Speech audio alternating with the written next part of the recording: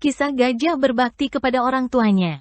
Pada suatu hutan yang lebat hiduplah seekor gajah putih yang baik hati. Dia diangkat sebagai pemimpin di antara gajah-gajah yang hidup di hutan itu. Namun di samping itu, si gajah putih memiliki tanggungan seorang ibunya yang telah tua dan lagi buta. Karena keadaan demikian itu, maka gajah putihlah selalu merawat ibunya dengan kasih sayang seorang anak kepada orang tuanya. Setiap hari dia membawakan ibunya air minum maupun makanan berupa rumput maupun buah-buahan yang lezat. Karena sudah beberapa lama hidup kawanan gajah itu, makanan berupa rumput dan buah-buahan semakin langka dan susah. Mereka lalu mengajak teman-temannya menuju hutan agak jauh yang masih cukup subur.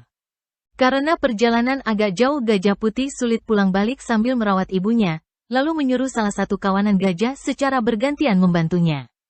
Pada awal-awalnya bantuan gajah putih sampai kepada ibunya, tetapi lambat laun dihabisi sendiri oleh pembawanya. Selang berapa lama, gajah putih kangen dengan kondisi ibunya. Bermaksud mengantarkan sendiri makanan untuk ibunya. Setelah sampai di rumah dia terkejut melihat ibunya yang kurus kering sudah 2 hari tidak ada yang datang menghantarkan makanan maupun minuman. Gajah putih memendam amarahnya kepada teman-temannya yang telah ingkar janji itu. Gajah putih menuntun ibunya yang buta menjauh ke arah berlawanan dari teman-temannya dahulu. Setelah cukup jauh berjalan dengan menempuh medan hutan yang berat, sampailah mereka di suatu hutan yang di dekatnya ada telaga yang jernih airnya. Kebetulan dekat telaga itu ada sebuah goa untuk tempat mereka tinggal bersama. Di sanalah mereka menikmati perjalanan hidup yang damai dan bahagia, tidak kekurangan suatu apapun. Diceritakan mereka hidup di sana cukup lama, dan terdengar tangisan seorang manusia yang sangat menyayat hati. Setelah dicari dan ketemu, ternyata seorang pemburu yang tersesat tidak menemukan jalan pulang. Gajah putih mendekat, namun pemburu itu malah ketakutan lari menjauh. Gajah putih memanggil pemburu itu dan tidak usah takut kepadanya. Pemburu bingung mendengar seekor gajah bisa bahasa manusia layaknya dan baik hati. Pemburu menyampaikan maksudnya bahwa dia tersesat tidak tahu jalan pulang. Gajah putih bersedia mengantarnya tetapi terlebih dahulu minta izin kepada ibunya yang sendirian di goanya.